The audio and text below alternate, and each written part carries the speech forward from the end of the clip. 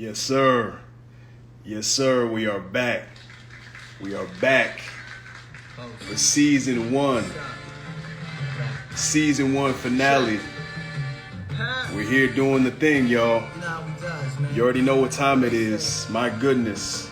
My goodness, my goodness.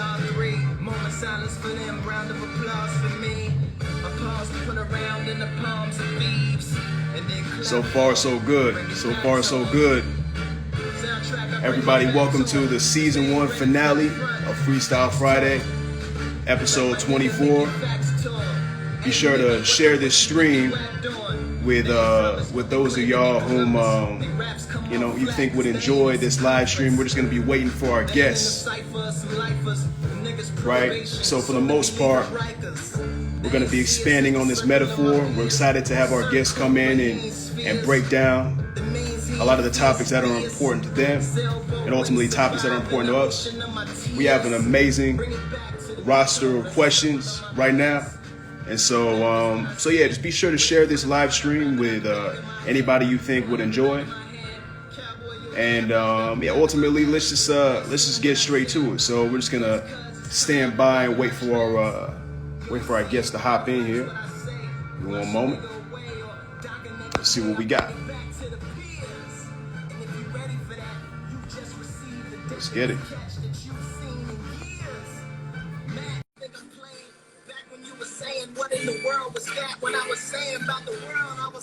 Yo, yo, yo. Yo. I say yo. Good afternoon, good afternoon, good afternoon. IT, what up? IT, what's happening? What's happening? Good afternoon to you. Hopefully you're doing well. Yeah, I'm good. Good evening.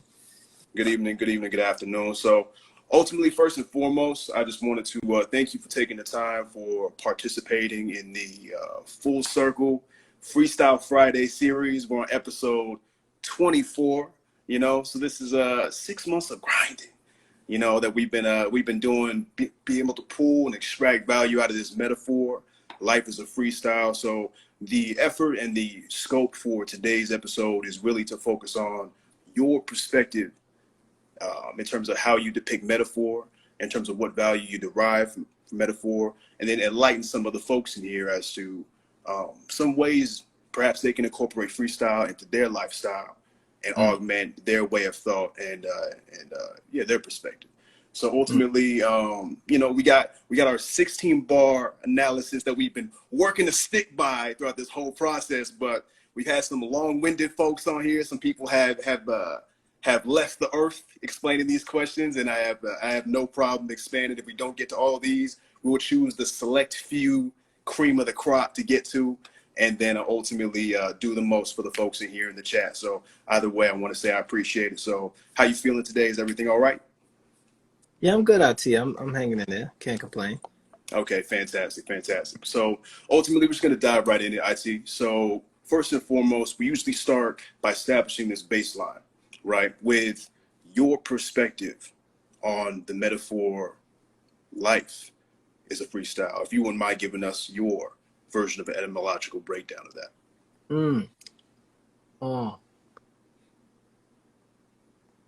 Oh well, the nature of metaphor is to highlight and then at the same time suppress certain information by constraining your observations, right? Or to pick certain aspects and hide other aspects. So I mean, just taking it in its totality, I think that is very much so about treating life with a certain level of improvisation, allowing yourself to kind of go with the flow of things, no pun intended.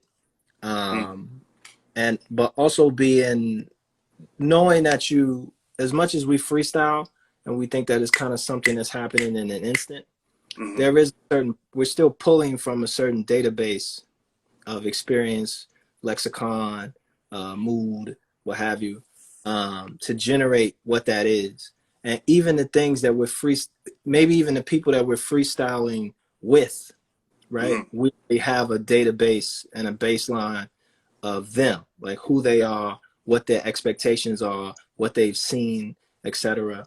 And then even the things that might be, say you freestyle into a beat, or you pulling things from the environment and just incorporating that. Again, it's these things that pre-exist, that have a certain database. And so not only is it being tapped into the kind of improvisational aspects of it, but it's also being aware of the histories, right, that are in and around you in which you are freestyling. So it's kind of like finding a balance where life is, and I think that's the good things about, one of the good things about metaphor is if you're able to take a source domain and a target domain that are how can I say this, that are pure opposition, right? And in that you'll get, aspects of, say, like say life is already predetermined. Right? Freestyle is improvisation. Get this almost immediate balance of the predetermined, right? And I say predetermined not in the sense of, lack of free will or anything like that. I'm just saying, taking life in general, things already exist, right? Natural rigidities. Right. You come into a situation with pre-existing things, and whether you have knowledge about that thing or not that's in your space is, how much you choose to venture out and explore and educate yourself on life itself. But those things pre-exist. And then the freestyle aspect of it is that improvisational, in the moment reactivity, to those pre-structures and forms. Okay, interesting. Because I think freestyle very much so a very balanced metaphor, right? Okay, so interesting, because when you're extracting that balance, I mean, I think that's something that most folks, especially when they consider freestyle, they think a lot of it is just this miscellaneous, full shooting from the hip. There's no back directory, there's no backlog that we're pulling from, or no source domain that we're pulling from, right? So it's interesting to think that perhaps it's the unconscious, the conscious downloading, or rather the conscious to unconscious loading that we're doing, where we're taking all this massive information and all these different, I guess, interpolating instances, and we read, we listen, we digest this information. And some of it might be fly by night and might end up leaving the database altogether, but some of it might be repurposed and reutilized in these moments where circumstances might be fleeting, right? So I feel like that's kind of that's definitely what you're touching on and what you described. Is that correct? Yeah, I mean, it's like your ROM versus RAM to a degree, right? Right. And also how and when you're going to engage in those objects. The arrangement of those objects could also be either unknown, right? Fully, or it could be something where there's only so many variations of arranging certain objects that you encounter.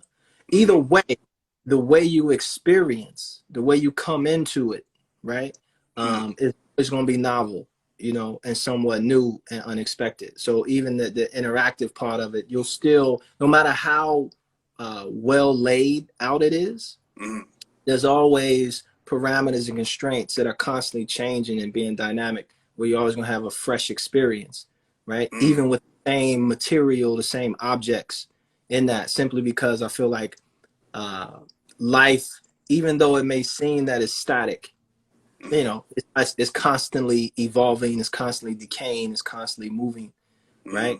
And then it plays back on itself, where even freestyle, right, can become codified and calcified and structured. You find yourself like anchored down in a certain style or framework that you constantly just use again and again and again and again. So it becomes freestyle is actually free, right? But I think, again, going back to why it's so, I don't want to say it's perfectly balanced, but it's balanced very well, is that even when life is dynamic, freestyle is static. And even when life is static, freestyle becomes dynamic. So you always have these opposing forces kind of operating simultaneously. It's this malleability, because that's one thing that I'm realizing is this recurring theme, is that there's this malleability and this flexibility that's there. But when you're talking about having this baseline approach or this formulaic approach almost, and as you continue to settle into this formulaic approach, it's almost like with the intention of being broken through this flexibility, right? To be able to level up and to be able to at least find, I guess, new flexibility in the brokenness of breaching that next level. Is that aligned with it? I mean, you got to understand your limitations as well, right? Because you don't want to be so flexible that you lose the ability to become rigid, right? And then also you don't want to break yourself to the point where you can't be fixed, or you can't come back. It might seem like you become so flexible that you can't rigidity, but also you can become so broken, right, that you kind of like are unable movement in general. It's just it never feels the same. You go the other way. You actually become more and more calcified, right? Break.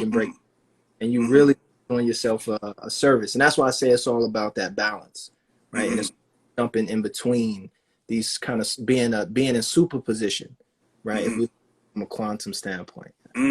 Okay, I love that.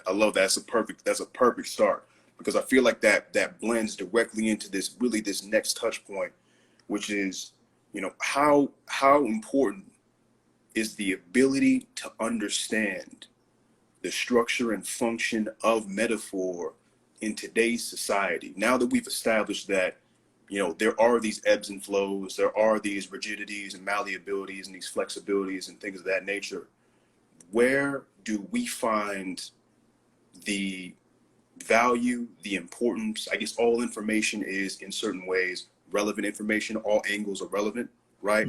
So how important is the ability to understand all these different components, especially in as dynamic of a society that we live in today, from your perspective? Kind of a loaded question. Yeah. I think there's something to understanding the fundamentals of it in itself, target domain, source domain. Yeah. Relationship, and then what happens when you're in that metaphorical process, right? At least from a Lakoff standpoint. Yeah. That fundamental understanding, I think, is something that, how much of a value is it for that to be consciously in your mind, or the layman versus the professional elocutor, right? Or the professional speaker, or poet, right? What level of access does that give you? What doors does that open up for you in either one of those parts, right? And that's just on the fundamentals, right? You have a better shot in life understanding how metaphor works as a layman, right? Does it govern your daily decisions, micro and macro decisions, to the degree that if you did not know how this process works, it will put you in a harmful spot, or it put you in a deficit to a degree. And I think it's the same for a poet or a professional speaker of some capacity.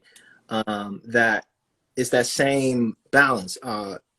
Is having an in-depth knowledge of this going to give you an advantage in your field to a degree, or is it going to lock you into a certain worldview, right? Because metaphor in and of itself is a choice. Right? You choose to operate and create and generate through metaphor, or you can stay in the literal aspect. Now, the validity of each of those departments is something left for philosophical conversation, right? But there is, at least we have a general awareness of literal versus metaphorical, yeah? And the metaphorical process, does it gain you an advantage above and beyond the literal process? And is something, can you define something as being literal based upon your ignorance of the metaphorical process, right? So say you have a blank you don't know, you've never heard about it, right? And you've still been operating through life. Have you been operating through life in a literal capacity? And has that literal capacity, being ignorant of the metaphorical capacity, gaining you some type of advantage, right?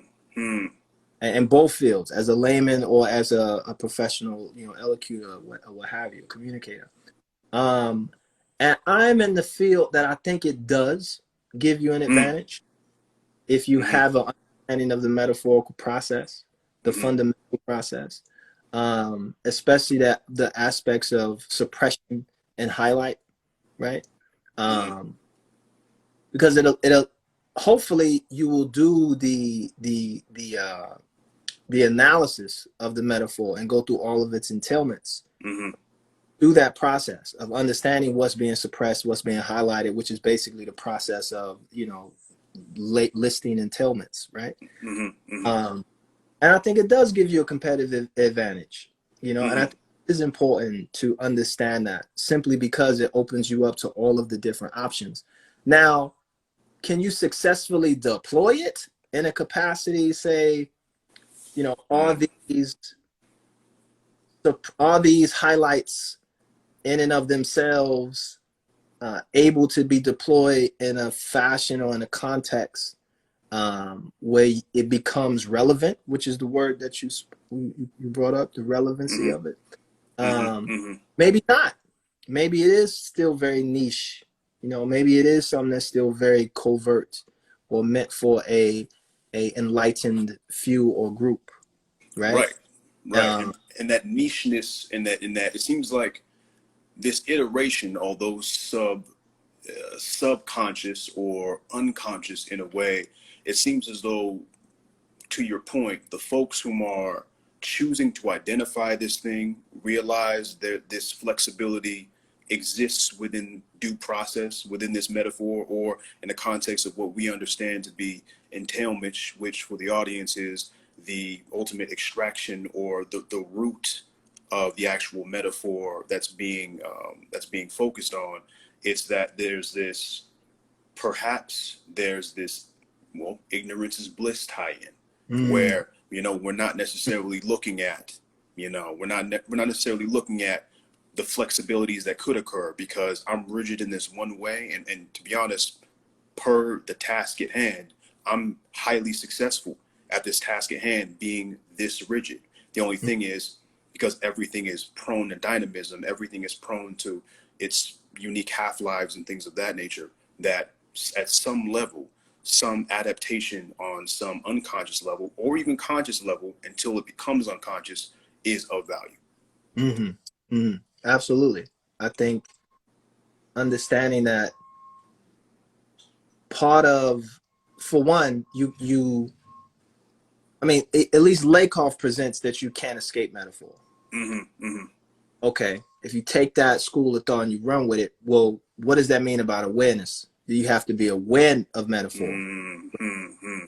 If you can you choose to be aware or not? Secondly, is do you act on that awareness? Right? Do you choose to act on the awareness, whatever entailment was spun out of that central metaphor, what have you? And that's why I say it has a certain level of choice.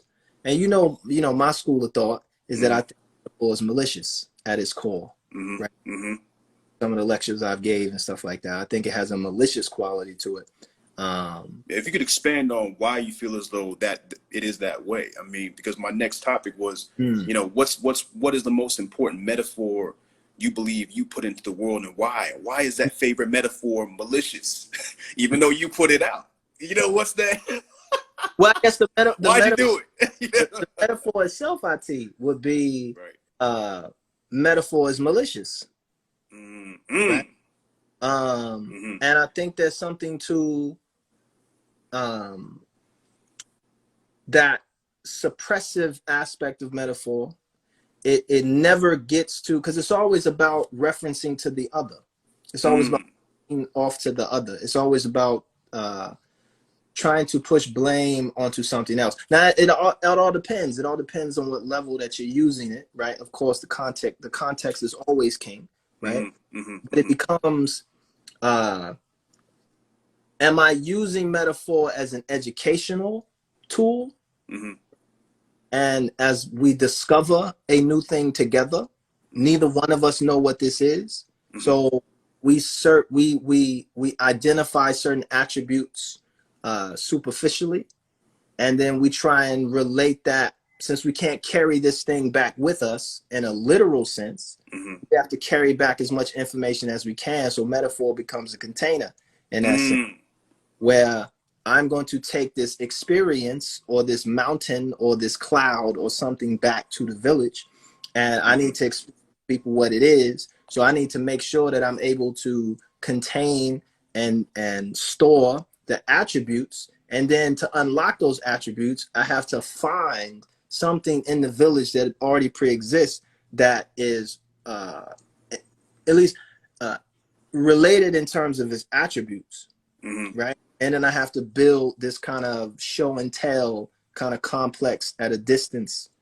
of this is what this thing is. And I have to use these items that we all already know and say, oh, it's hard like this, and then it's soft like that, and then it looks, and then it feels like that, right? And is that efficient? You know, maybe, maybe not. Is it malicious? Maybe, maybe not. But I think the maliciousness comes in when you use, say, metaphor as a, how can I say this? It becomes malicious when it's that process starts. You take attributes that aren't necessarily. How can I say this? Like you're taking, like they're hard as a rock, and it becomes a negative piece, right? Like, and they have the almost the negative attributes are only what is carried across, right? Constructive attributes are what's carried across and pent onto the other, projected onto the other, right? And I feel like you see a lot of that as well. And I see more of that than that functional aspect of metaphor as a container, right? You see metaphor being used mostly as a weapon, right? And you don't get to the truth. And there's a constant kind of dance around getting to the core. And you find yourself just in these layers of attributes, or layers of trying to explain, or layers. It constantly pushes you away from the core. And it becomes, well, how important is the core? Right? Like, how important is that? And is there something to having a relationship directly to the core and not just continuously having relationships to the references? Right? Is there an advantage gained by having access to the core material versus just explanations of its attributes? Wow. And I love how succinct that feels, because it seems as though that as we consider that and as we derive, I mean, the maliciousness or graciousness of art as we continuously come into contact with it, I mean, it really just falls into the aspect of, art has an ever adapting relevance to the world around us, and often mirror the societal tone, of present day, as we've mentioned. Do you think hip hop, still in its infancy, when juxtaposed with classical or jazz, whereas folks who are listening to these different scopes of music might think hip hop is malicious, right? Might think there's not enough room in this area of pristineness, right, for hip hop, regardless of the influence of present day, right? Whereas we've seen that artists of a certain era whom lived impoverished in one scope are deemed, stapled in time in their era, in a different capacity, right? In a different era, in a different time. So do you think hip hop, still in its infancy, when juxtaposed with classical or jazz, will be cemented as one of the most impactful expressions of art in human history in 100 years in the future? I mean, hip hop is, and it's okay to say no. no, no. You know, it's like, oh yeah, 20 years we got here. You know. No, I mean, it's a loaded question, so I like to engage in at least some of the words used in the of it. Yeah. So when you use words like infancy, and hip hop commercially is 45 years old. That's right. It's definitely not an infant. Sure. Right at that point. Sure. And also, you still had jazz at the time that hip hop was being born, right? You still had jazz going through changes and evolutions, right? And it's bifurcations and certain syntheses and things like that, even as hip hop was being born. And it becomes, well, how do you see jazz? Do you just see jazz as the music, or do you see jazz as the critical school that surrounds jazz? Do you see jazz as the venues that are built to promote it or archive it? Do you see jazz as a lifestyle? You know, and what does jazz lifestyle look like? The economics of jazz. Right, jazz labels, jazz promoters, new jazz musicians, jazz schools, etc. And you can go with classical music as well, right? Symphonic music, right? Is it just the music, or is it the entire complex, right? And when did that stop?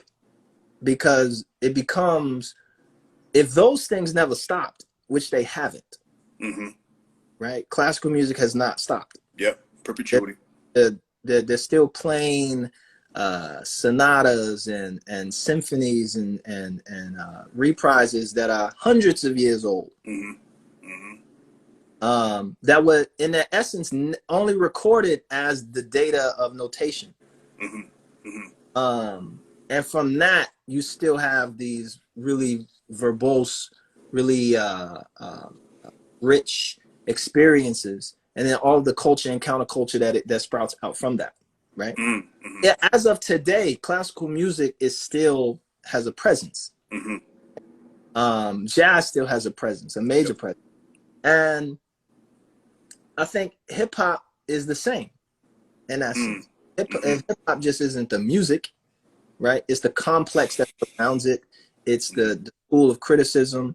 It's the academia that is being generated around it. It is the venues that are being built to archive or promote or present or perform it, etc. All of that. It's the archival stuff that's taking place for it, right? And so I personally don't think that things die, right? And that's, right? I don't think you can kill culture. Right? It can evolve. It can change. It can be conquered, right? It can be appropriated. But I've never seen it like die. Like it always like get extinction. Like, yeah, I've never seen that. It always finds a place because for that example, dinosaurs still exist, right? Their skeletons are still here. There's still movies about them. There's still like books. Okay, now we're cooking. Like so. Is it just dinosaurs, the music of dinosaurs, so to speak, like their life force and animating a certain structure and the sounds that come out, or is it the entirety of their existence and the culture of dinosaurs, right? So even something that we probably got the word extinct from, and it gets the most that dinosaurs. Here's the metaphor: dinosaurs are extinct, right? It highlights a ton of things, but it also suppresses a ton of things. And this goes back again to why that kind of core maliciousness of metaphor, because it leads you, it traps you and constrains you into thinking that dinosaurs no longer exist. It guides you into the prime form or the first phase of something, doesn't exist, and people are quick to dismiss this thing, right? And that goes back into the core of the adaptation concept, which is, yes, to your point. I mean, I believe I was reading about 2 days ago that you know, every piece of plastic that was originally made still exists. Like it has not been recycled or has been recycled or repurposed, but it's almost of this, you know, where does this plastic go with this landfill when it comes to burning and compression and things of that nature, you know? And it's every piece of plastic ever made is still on the planet, affecting the planet, non-composed. Like, so with that being said, it's these things take on these different phases. And it goes to show that, I mean, people feel as though as individuals, they go through different phases as well. I think they'd be hard pressed to say that they're in the same phase they were even last year before things ended up getting locked down. And I feel like that's just a perfect succinct bridge, because we're talking about these levels of dynamism to just blend into, you know, it seems COVID has forced many to improvise this whole year. You know, do you feel that artists of different capacities have accurately encapsulated the flexibility and focus we've all had to have as we get through this pandemic? Again, that blend of flexion and concentration. Yeah, that's correct. I mean, I'm sure. I mean, why not? You know, because there's no rule book for it. You know, there's no standard as it relates to, you know, the access that we gained. Like, if we really wanted to, we could successfully live our lives in our homes and never leave. That's a fact. And most people just blown away by this fact. Never. You could still go to, virtual reality, all types. Augmented reality. You know, there's enough technology afoot that you could successfully live your entire life at home. That's correct. And so I think there's certain people who have done it. I mean, again, we are with making assumptions and jumping to conclusions. Sure. Right? And to pull back just a little bit, you know, you got to deal with the fundamentals of, well, what is that person's goal? You know, what do they value as successful, right? And how has this new constraint of COVID-19 affected that process, their creative process? For some folks, it might have affected their ability to go to the studio, right? And that was where they had their optimal experience to produce at the level that they produced prior to COVID. Now that that's gone, it becomes, okay, now I might rediscover, in the lack of that, a new optimum, right? And it may not be an optimum in the same lane or the same quality that you had in this arena, but it's a new set of standards in this new arena. And it may be, I'm interested to see that once COVID ends, how many people are going to choose where they are right now to opt back out. You know, how many people are going to go back out and say, well, let's even though it might not seem, at least at the top of the year, like overindulgence, it definitely seems like overindulgence now. Whereas there's been this natural, almost, well, at certain capacities, mandatory filtration of the excess, you know? And so we've burned off a lot of these excess pleasantries, where now we find ourselves in a place where it's minimalism. Who can maximize minimalism or optimize minimalism to the highest degree?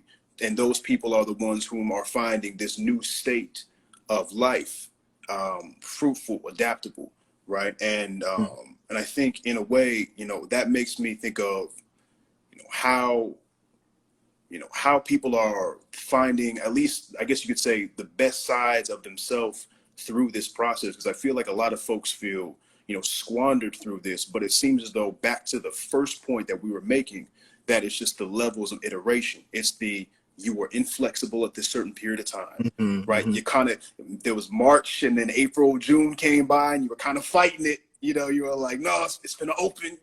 And it's like, no, it's not. So if we don't have until 2021 June, what's the plan? right? Mm-hmm. And I think a lot of people have been faced with that. And so a lot of different events have been, barred because of these circumstances, as we know. And so that leads directly into this this next point, which is, 2020 was originally going to be a year filled with Olympic level competitive drama.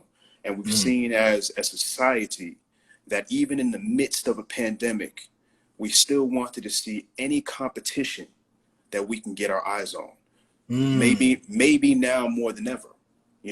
What does that say to you about the human desire for organized drama? And there's a lot of, romanticism going on in today's society that we all see, you know what I mean? So there's we've been trained to be competitive in an organized way. The Olympics is one of the oldest competitive events in the human history, right? That's correct. Today in one form or another. There's constantly the ranking, the list, the billboard. Billboard didn't stop, so I don't think that the humans ability or lack thereof to transport, or be mobile has anything to do with the competitive spirit, right? And the competitive organization of competition and things of that nature. I think you see it in versus battles. You see it in sporting events, that we got to go back to normal, as if competition is the standard of normality. Right. And I think even with the election, right? Everything that we look at as a major thing in the world right now is a competition, right? And I think that speaks volume to that aspect, right? It's competing against the police, right? It's competing. Right? Societal competitions. Right. It's this a certain level of what competition is endemic to the structure of society. Our society is built on wars. Wars are competitions, right? More of yours, take more of yours than mine, etc. Right. So I think anything built on competition as a fundamental aspect cannot escape that, right? And even passively and unconsciously, we're trained, for life is meant to be a competitive sport, right? Life is a competition. It's rare to see life is a competition. Life is cooperation, right? Life is a commune, right? Life is biodiversity operating in tandem, right? As a version. And I feel that's what happened. And I feel like that gives us a sense that, we're competing against the coronavirus. All right, now okay. Right? We don't look at the coronavirus and I don't think that we should, but just for shits and giggles, excuse my language, it becomes what aspects of the coronavirus serve a role, right, in society, or viruses at large, right? And viruses are always looked at as being competitors, right? Or do we look at them as competitors as something that we can beat, or something that's competing with us for a certain goal?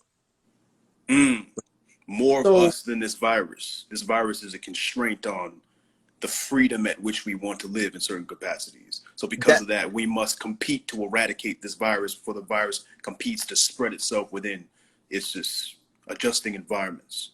Right. On that level, you frame it. The metaphor comes back. Coronavirus is our competitor. Personification. Yeah. And so it becomes, okay, now that that's the case, what all is entailed and spun out of that, right? And at a certain level, it satisfies us and our human condition, at least in this modern human context.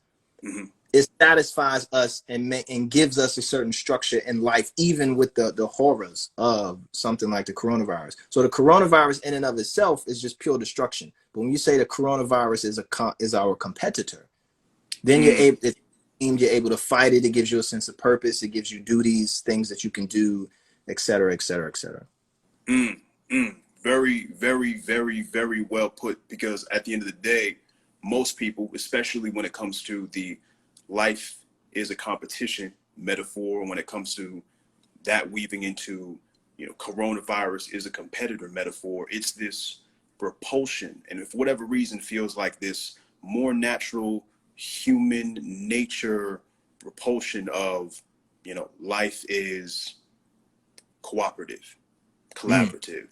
And I wonder, you know, as a quick side quest before we hop into the next topic, you know, what is your perspective on why you feel as though we are so repelled from that fact? Why is it you, if it's you and mine? Is it because there's that separatism or that space or that distance that exists between A and B naturally, because that we have this implicit coding within us, or almost a inflexibility to completely avoid the iteration and say we're not even willing to expose ourselves to the idea of freestyling to whether or not you are better or worse than me. It almost seems like this implicit human default. So what's your perspective on that? Why do we repel life is collaborative so heavily? I think it's less of a I think it's more of an educational thing, you know. So I think it's more right than it is biological, right? Because there are examples of that kind of collusive nature or that collaborative nature, right? And you see it in different cultures, right? But I if you live or were brought up in a pedagogical system based on showing the real benefits of competition, right? There's genuine benefit in that biologically, right? Just the same as there's a genuine benefit in, you know, communal type approaches to things and collaborative approaches, right? But I think that if you're trained in that system, I think you'll find it moves the goalpost, right? And it pushes the consequences to both. Yes. Okay. But one is maybe a little bit more distant. One lifestyle is a little bit more sustainable, right, in the grand scheme of things. One is definitely, you know, less sustainable, definitely more for short-term gain and short-term advantage. But the issue is that you've never lived in a world where you never had either, right? They've always been in a world operating simultaneously, right? So you've had collaborative societies having to go to blows with competitive societies, right? And not been an adversarial thing. It's been in what can be in more in a hegemonic type fashion, right? Bringing you this new tech or these new ideas to give you a competitive advantage against mosquitoes, right? To give you a biological advantage against mosquitoes that you didn't have before, but that's only born out of having a competitive unit within the world. So I don't think it's about eradicating competition from the planet and replacing it with collaboration and then eliminating collaboration, replacing that. I think it is that again, that cohabitation and knowing when and where to accept the benefits of either, right? And then balancing them properly, right? Using them for what they're worth. And then understanding what the cost, do the cost benefit analysis, the economy of material, what have you, and then make decisions based on that. So yeah, I think that I feel it's a separate kind of thing. It gets more into more macros, but even as an artist or as a poet or something like that, I think it's that same thing: collaborating with words or competing with words, right? Collaborationist, or are you in constant competition with yourself? Are you actually collaborating with yourself? Is your conscious in competition with your unconscious and your subconscious? Was your conscious in collaboration with your subconscious? And you have a flexibility allowing one to come in and come out very naturally. Or are you creating under market forces, which is pure competition? Wow. That's a lot that's really a lot to absorb, because I feel like most people, because when you pulled it down so so leveled towards the end where most people can grab onto that and say, wow, maybe the confliction between myself isn't necessarily only societally based, but perhaps when we pull ourselves back, it's the mutual or the natural inclination to try to benefit ourselves and be collaborative with our own success, and then being competitive with our own limits is what almost creates distance between us and the abilities to be able to find that balance between collaboration and competitivism. And so I feel like that definitely has so much value for people to sit with and kind of stew on that. But speaking about competition, speaking about, you know, societal projections and perspectives, you know, and here's a quick metaphor for you. You know, an hour is a minute. When it comes to 15 minutes left in this I'm blown away. So there's a metaphor for you, and depending upon your time, we can keep it rolling. But ultimately, for this next piece, you know, it was basically based on this nation. This war is a competition aspect. There's been a lot of, you know, international talk and a lot of international perspective, propaganda, speech, things of that nature. Today, when Americans talk about China, there's a negative connotation attached to it for various reasons: political, economical, and obviously epidemiological. Your docuseries Beaten Path explored China from a martial arts, cultural, philosophical standpoint.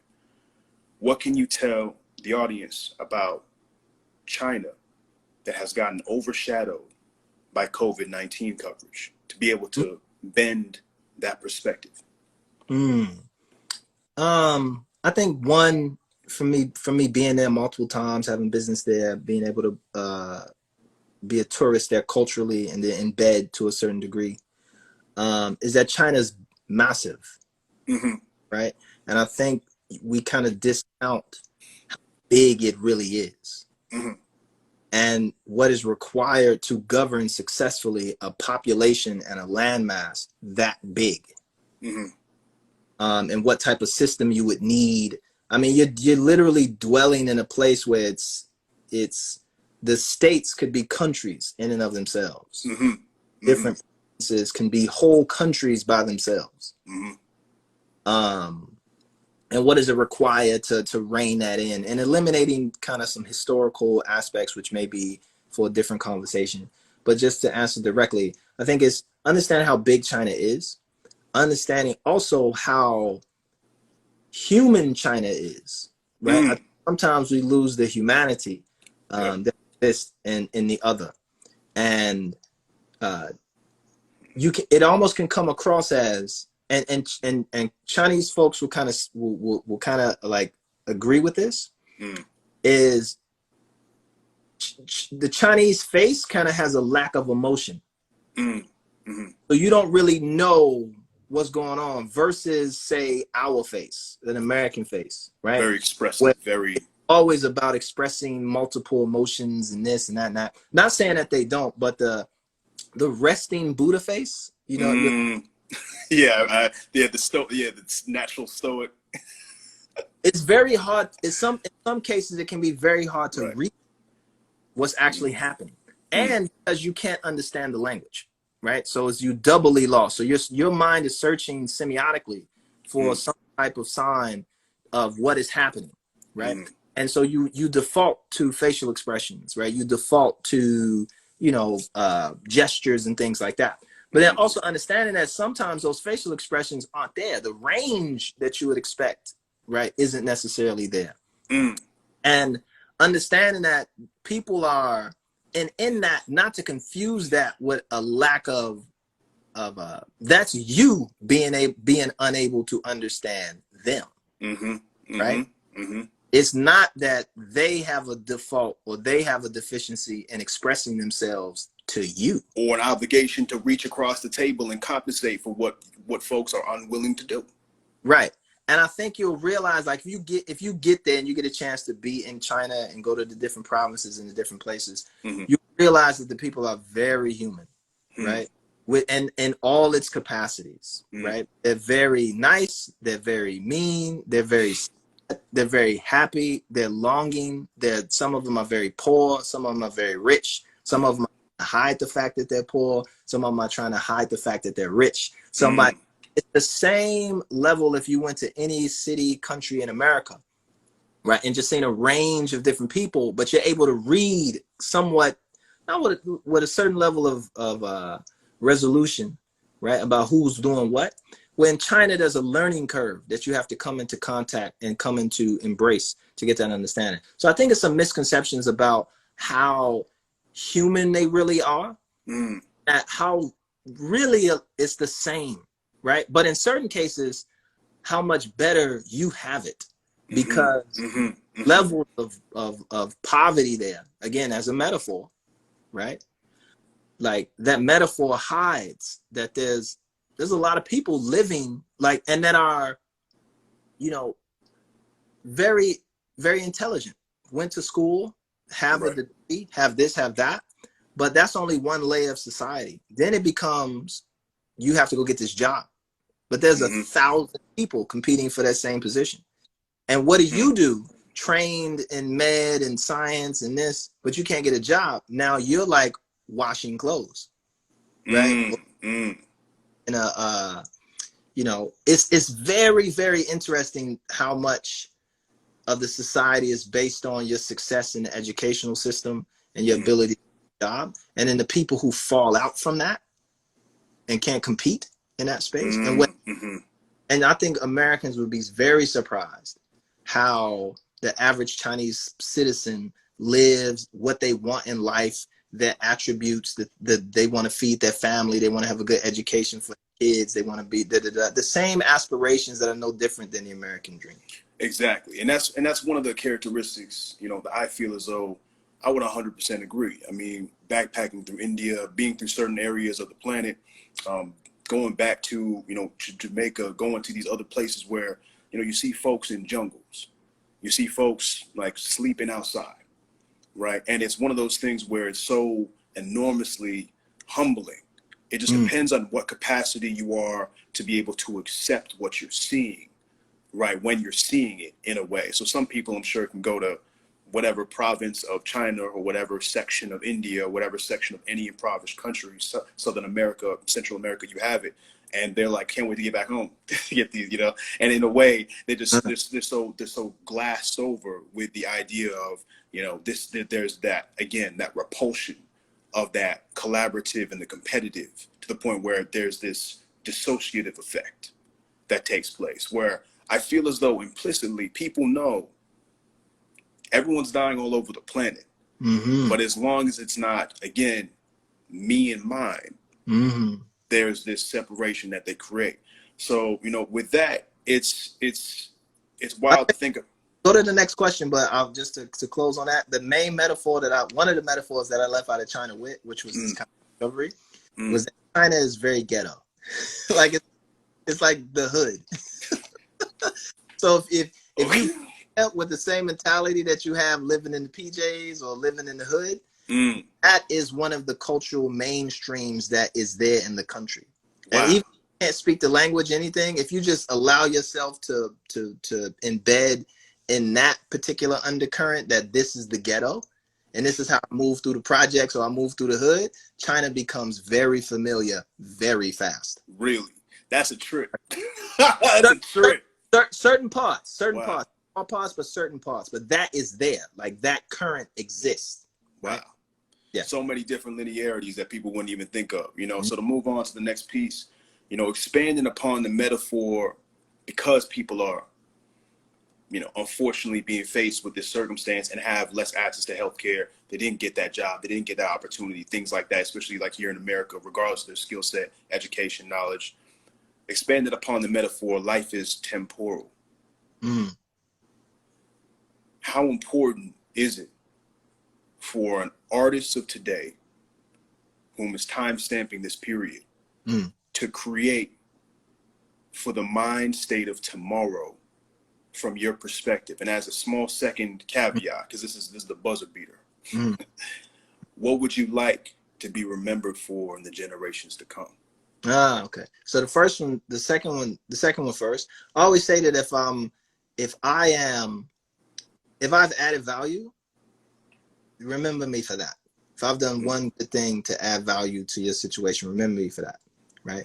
But if I've brought harm or made the world a worse place than how I found it, don't remember me at all. Like, just bury me way deep into the woods with no head, you know, in the wintertime, blindfolded, so you don't know. Face down. Right.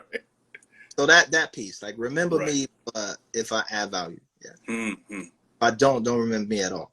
The other piece first, like, in terms of the temporality and, you know, creating now for the next, so to speak, I guess, to make it a little bit more succinct for me to answer.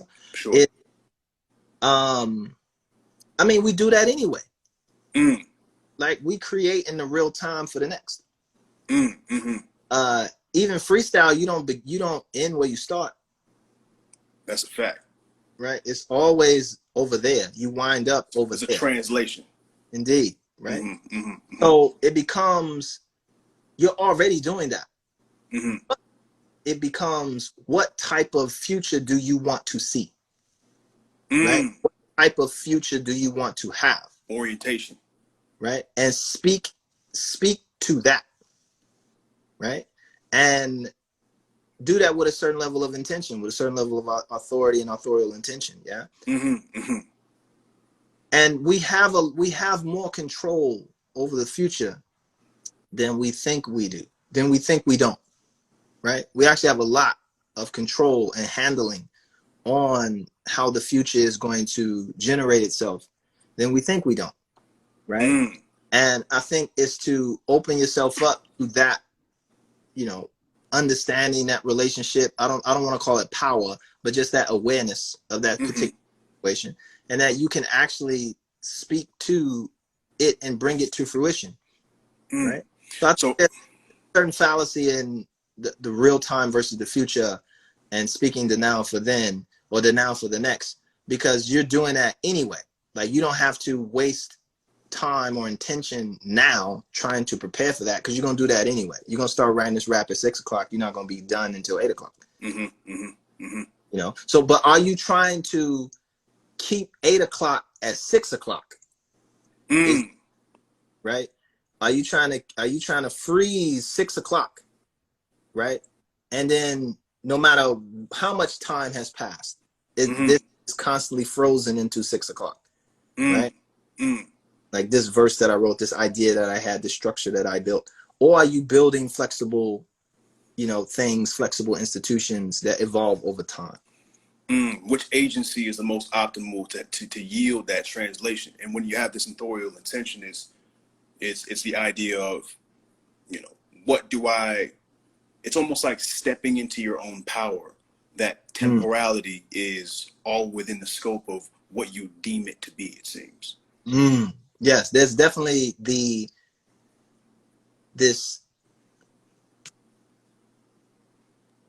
if you're trying to constantly relive the past, even that in and of itself is an inefficient way to go about it, because life is constantly dynamic, right? There's always new interpretation projected onto, new metaphor, new entailments pulled out of that to make it relevant to the new times, right? So classical music, what it means today, is still classical music in title, not what Beethoven was doing, right? It has picked up so much other attribution, so much, it's put on so many different coats and shoes. It's a fossil fuel today. Yeah, it's a fossil fuel.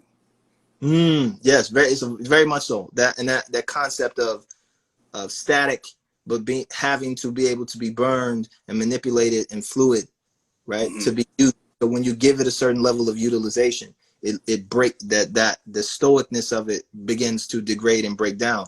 And are you comfortable with that natural occurrence happening, whether you want it to happen or not? Become of stress or tension or anguish for the creative. It's going to right. So no matter where you no matter where your process ends up landing you, ultimately, it's just having the awareness that building up to accepting almost a level of inevitability is what extracts the core power from the circumstance, the power and grace from the circumstance, kind of within the same breath. Because then at that point, an artist can be able to say, I'm referencing the past to repurpose and inform the present, to be able to project into the future and inform the next step in a way. Okay. Wow. I mean, again, this has been an amazing conversation, IT. We still got like 2 minutes, but I wanted take a quick moment to say coronavirus is still a thing. Make sure got him. Got him. You know what I mean? But no. To end this, we have another quick thing that is in fact succinct. But on a positive note, what has been your best moment or experience in 2020 so far? I mean, honestly, is to see Full Circle actually pulling off the final exam. That's like fantastic to me. Like to see this. You know what I mean? We just to labor through and to see the SOSA ITs, apps, JMs, and even IRs, masters, GMs, everybody just kind of like expanding and pushing, right? And doing the work and archiving this, and then also progressing this forward. So that's been me, just watching the ITs do their thing, and sticking true to the FUV of it all. Has been a great thing for me. But also just through the ups and downs, knowing that people are doing their best to be safe, to see that people the people that you love are still around and in the midst and thugging it out, and everybody's struggle. People stepping up to the plate in the midst of this struggle, and not breaking or folding or cracking, and actually finding new ways to be flexible, to your original point, to attain a flexibility in the midst of one of the greatest constraints of all time, which is human existence.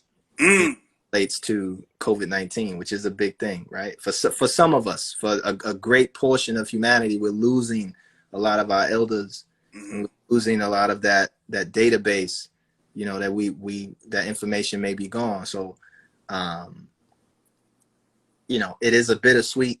That's bitter in that aspect, but also hopefully recognizing that is what's happening, and that we do the due diligence to embrace our elders, our databases right now, and extract from them those stories that, if they weren't here, we wish that we had, and operating on that right now. So I believe that that's something that I love to see and would like to see more of.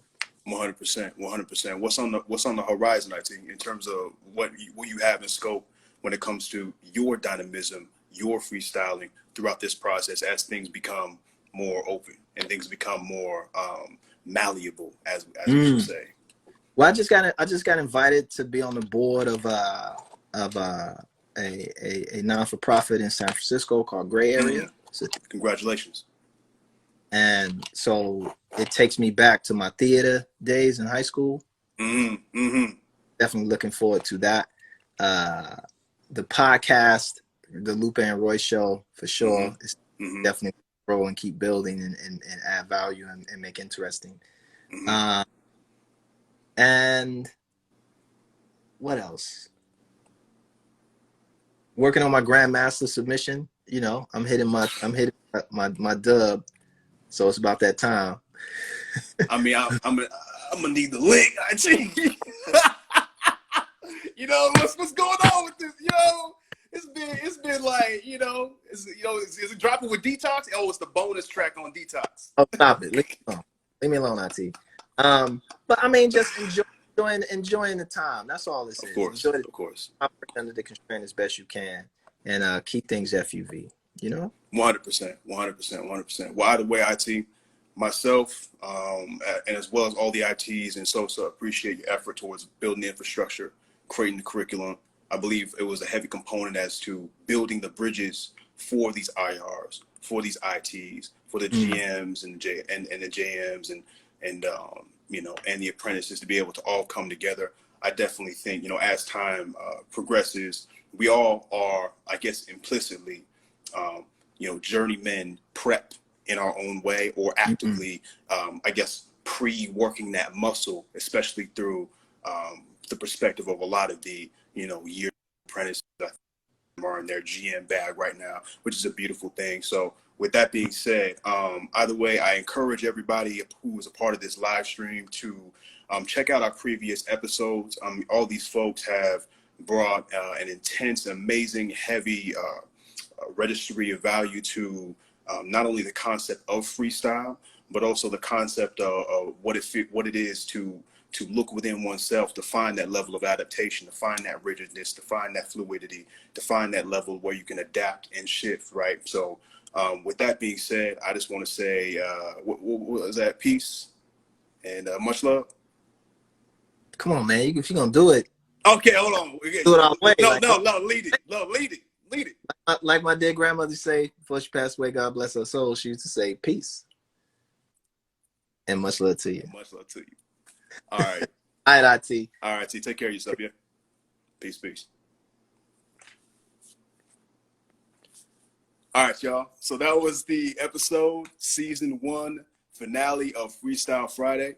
I greatly appreciate everybody for tapping in and checking in for this week's guest, Lupe Fiasco. And so for the most part, I definitely encourage everybody to go back and listen to all those previous episodes, to go check out our page for all this content. Come back to this episode so you can catch these miscellaneous gems and things of that nature that you might have missed. I think there was a lot to extract from this episode. So either way, I'm GREGNWMN, and I appreciate everybody for dropping in. And yeah, as to what Lou IT said, peace and much love to you. Until next time. Next week, Friday, same time, same place. See you then.